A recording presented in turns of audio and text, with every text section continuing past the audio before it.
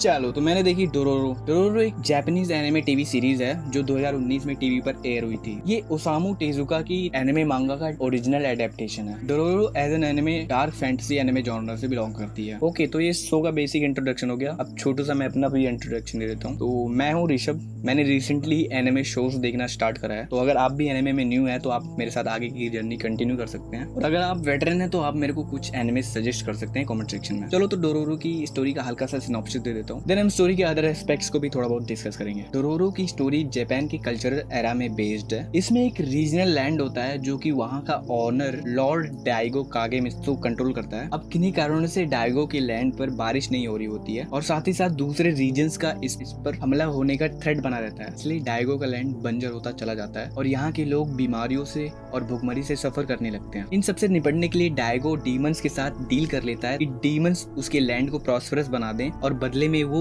डाइगो की कोई कीमती चीज ले लें। देन डीमंस ऐसा ही करते हैं, वो डाइगो की डील एक्सेप्ट कर लेते हैं और डाइगो का लैंड फलने फूलने लगता है। बट बदले में डीमंस डाइगो की न्यू बॉर्न बेबी के ऑर्गन्स ले लेते हैं, जिसकी वजह से डाइगो का न्यू बेबी कंप्लीटली डिसेबल्ड होता है और इसलिए डाइगो अपनी बेबी को मारने का ऑर्डर दे देता है। बट किसी रीजन से बेबी जो है वो बच जाता है और एक नकली बॉडी ऑर्गन्स बनाने वाले डॉक्टर द्वारा अडॉप्ट कर लिया जाता है। वो डॉक्टर इसे बड़ा करता है और इसकी सेफ्टी के लिए इसे फाइटिंग स्किल्स भी सिखाता है। देन इसके बाद स्टोरी में एक बहुत ही बड़ा कैच है, और ये बेबी जो है ये फिगर आउट करता है कि कुछ तरीकों से ये अपने बॉडी ऑर्गन्स को डीमन से वापस ले सकता है। तो वो चीज आपको जब आप स्टोरी देखोगे, सीरीज देखोगे तो समझ आ जाएगा। एंड आगे ऐसे ही स्टोरी इसी से अनफोल्ड होती चली जाती है। तो ये हो गया स्टोरी का इंट्रोडक्शन। बाकी इसके कई लेयर्स आपको देखते वक्त समझ आ जाएंगी। तो ये हो गया स्टोरी का इंट्रोडक्शन। अभी भी इसके कुछ दूसरे डिटेल्स के बारे में बात कर लेते हैं। ये शो 24 एपिसोड लॉन्ग है और हर एपिसोड में एक इंडिविजुअल स्टोरी लाइन है। ये ऐसे है जैसे कई सारी स्टोरीज एक मेजर स्टोरी को लीड करते हुए चल रही है, इसलिए आपको ऐसा लगेगा कि आपने 24 एपिसोड में ही कितना कुछ देख लिया। स्टार्टिंग के 3 एपिसोड आपको काफी स्लो लग सकते हैं क्योंकि वो स्टोरी को सेटअप करने में जाते हैं। इसमें दिखाई गई है हर इंडिविजुअल स्टोरी जो आप अलग अलग एपिसोड में देखते हो, आप उससे इजीली कनेक्ट कर पाते हो क्योंकि इनमें से काफी सारे साइड कैरेक्टर्स को उनकी इंडिविजुअल बैक स्टोरीज वगैरह दी गई हैं, जिसकी वजह से आप उनसे इजीली कनेक्ट कर पाते हो, आप उन्हें समझ पाते हो। ये एनिमे